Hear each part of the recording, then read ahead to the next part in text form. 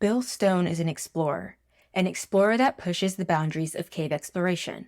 He's also a brilliant engineer, one that comes up with what are sometimes considered crazy ideas and wildly innovative technology.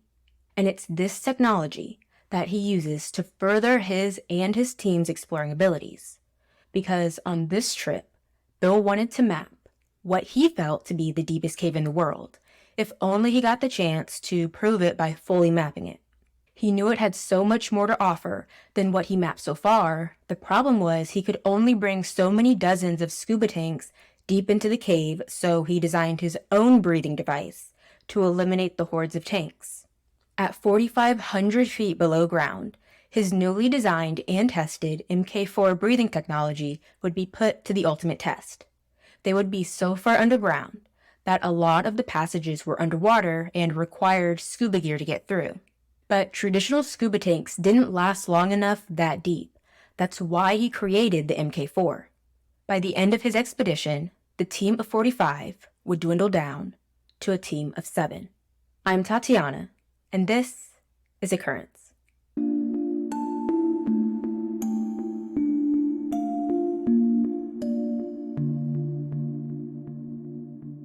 The Washaka expedition was something Bill was very passionate about, because if he could finish mapping a cave named Sistema Watla, not only would it confirm his belief that it's the deepest cave in the world, but he could accomplish something that he'd been trying so long to do. Because this wasn't his first trip into Sistema Watla. His first trip was in 1976. But it was his first time everyone would be using his new invention under those kinds of high-risk circumstances, because the goal was to be almost a mile underground for days and weeks at a time, mapping the cave in the southern Mexican state of Oaxaca. Before taking experimental technology into what could potentially be the deepest cave in the world, they had to test it. Before they headed over to the cave, his team of 45 explorers first tested his breathing technology off the coast of Florida. The MK4 scrubbed exhaled air and recirculated it to extend the amount of time a diver could stay underwater. It had triple redundancies, and it was debugged in a ridiculous amount of simulations, but there could be no errors a mile underground. Where they were going was so deep underground and so dangerous that a simple mistake would be fatal, and a true full-scale rescue effort wasn't happening. There were waterfalls inside the cave, there were entire sections submerged in water, and it was very, very cold. With how deep and intricate the cave system was, and how tight and taxing the journey in its entirety could be, the survival chances were slim, even for his experienced team that regularly carried almost 200 pounds of gear down 65-foot vertical shafts. The Florida testing was fine, so they started the multi-week-long expedition in Sistema Watla Cave on March 3rd. Out of the 45-person team, there was a main point team made up of Ian Rolland, a mechanic for the Royal Air Force, Noel Sloan, an anesthesiologist, and Steve Porter, a property analyst. The first few days, they laid out 750 feet of rope in the cave, but Bill wanted more done by that time. He was known to push others as hard as he could. In his mind, it was up to them to self-regulate. It was a we're all adults here, know your own limits type of situation when caving with Bill. They were getting ready to get to the other side of San Agustin Sump. The sump looked like a J-trap on your everyday bathroom sink. It was filled with silt and stalactites. It was over a quarter-mile long and about 40 feet wide. And around this time, Jim Brown, who was the second most experienced person using the MK4, decided he wouldn't dive. He didn't feel comfortable with the vibe in the cave. Bill was agitated. Things kept going wrong. He just didn't want to push his luck. Underground, Bill was practically obsessed with whatever his goal would be, so he was absolutely not picking up on the fact that people were getting a bad taste in their mouth about the trip. But it was time for others to dive the San Agustin. In the past, they weren't able to get through it because the scuba gear they used didn't have enough air capacity to make it, but they had the MK4 this time. In America, divers are trained to dive in pairs. In other countries, with systems similar to the sumps in this cave, they're taught to dive alone. And in explorations like this, diving alone is even more important. A buddy increases the risk. They could kick up silt, making both divers go blind. They could panic. Any number of issues could arise that causes one diver to try and save the other diver, and it ends with 2 lives being lost instead of 1. Every diver on Bill's team understood that if you got into trouble, you were on your own. So Kenny Broad went first to explore St. Augustine, using the Mk4 on March 27th. He successfully made it through to the sandbar on the other side on the first try.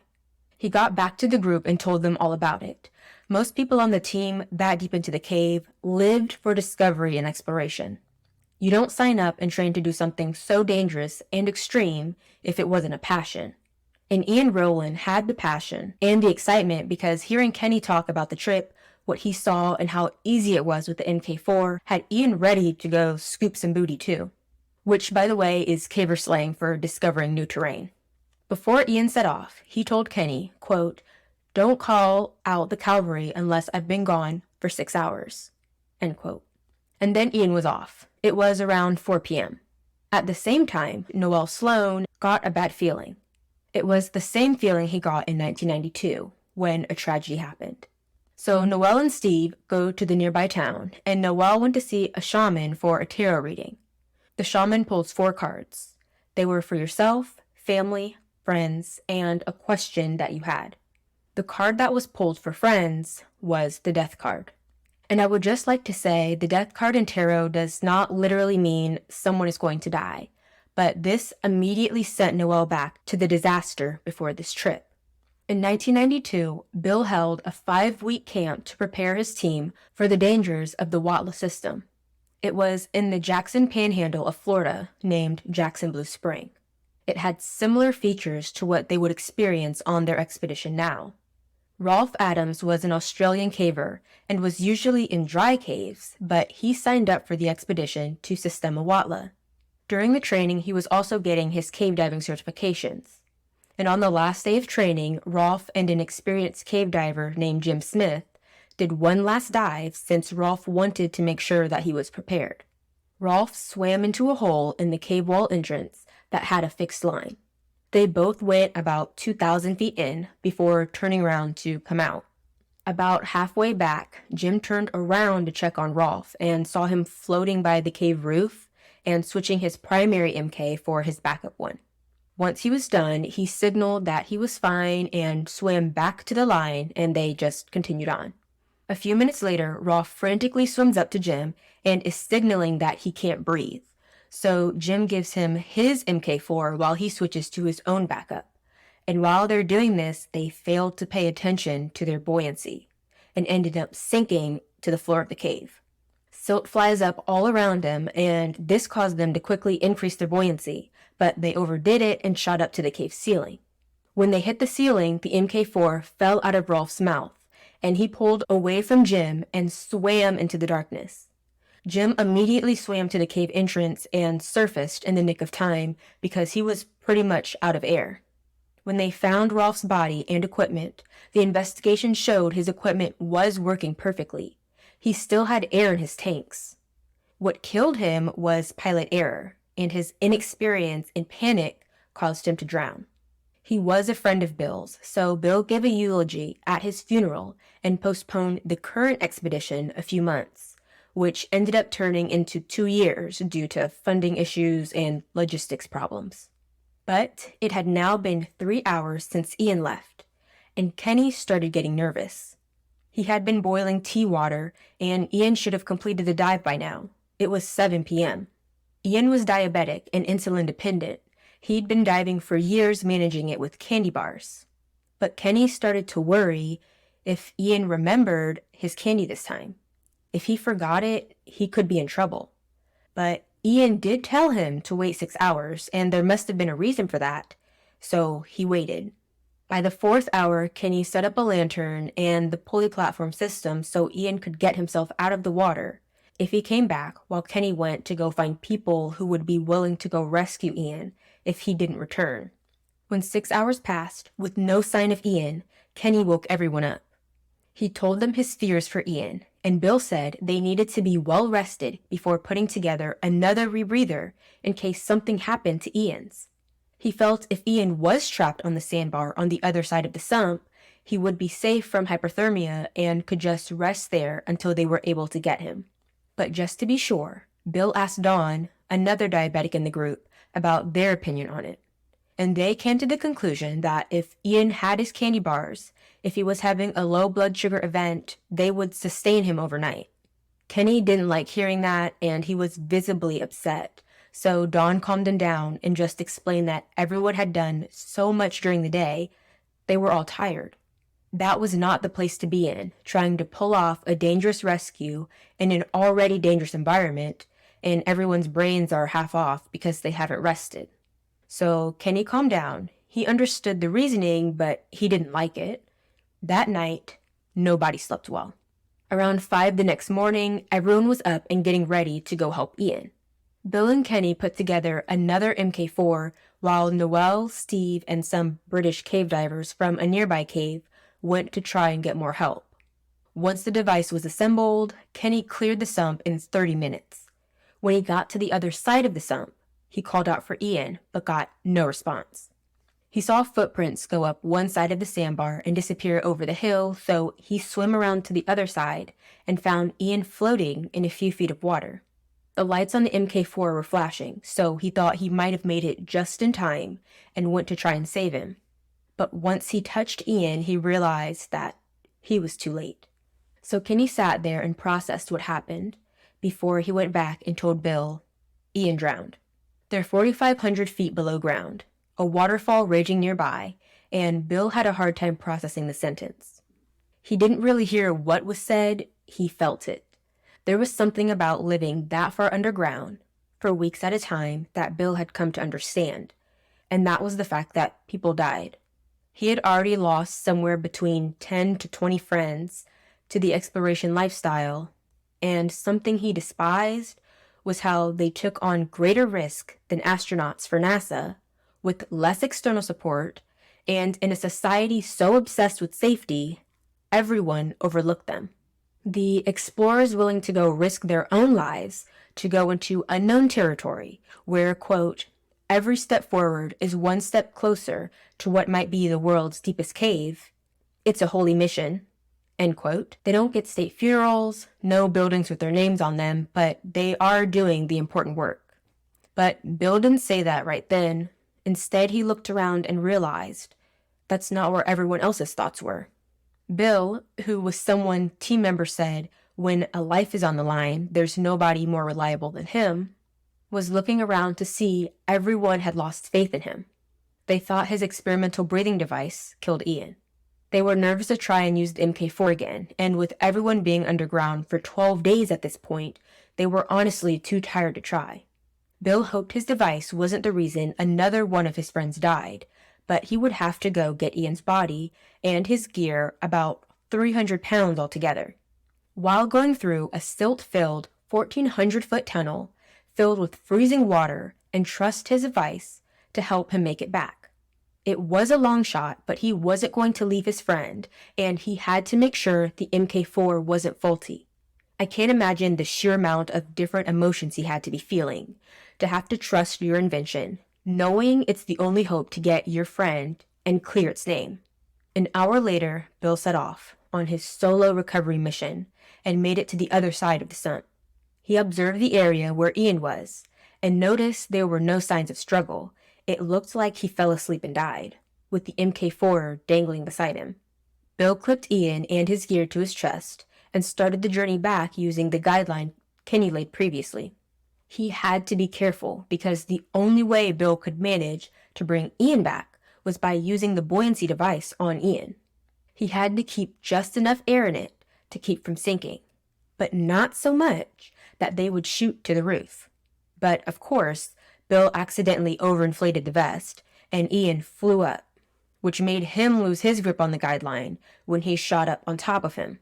He got pinned between the roof and Ian and started hyperventilating, which, underwater, can be deadly.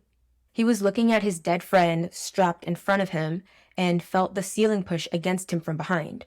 If he was using traditional diving gear and normal air, he'd be in trouble.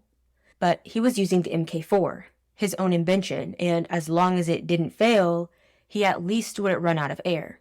But Bill did finally calm down and think clearly enough to deflate Ian's buoyancy vest to trigger a freefall and grab onto the guideline.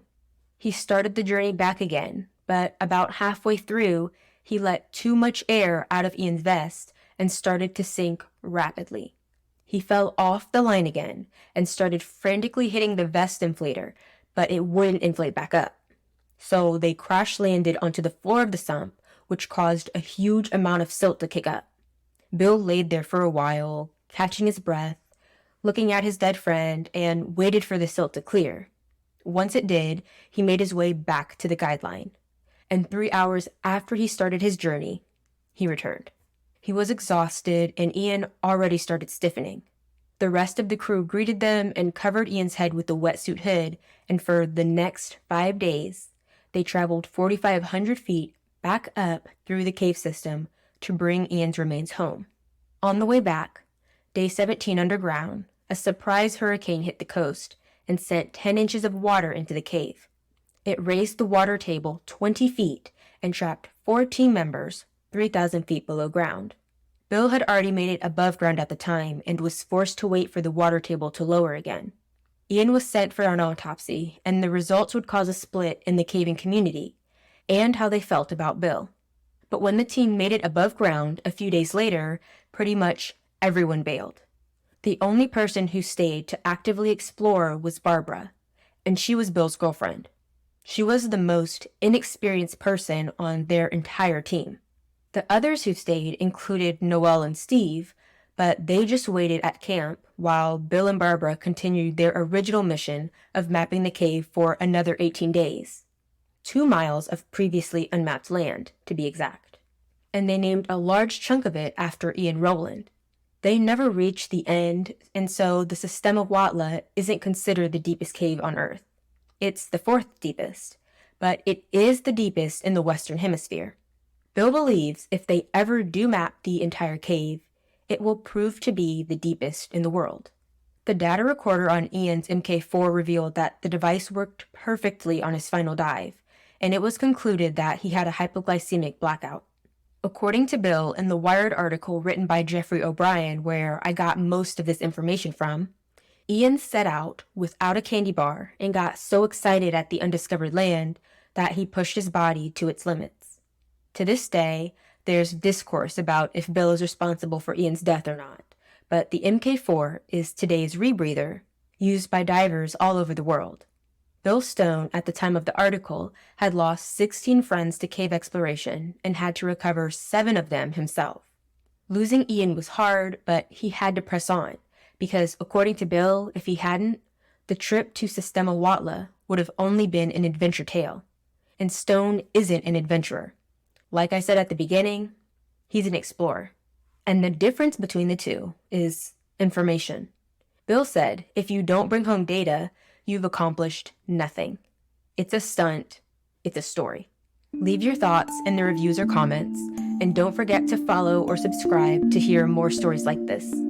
All sources can be found at occurrencepod.com. See you next week.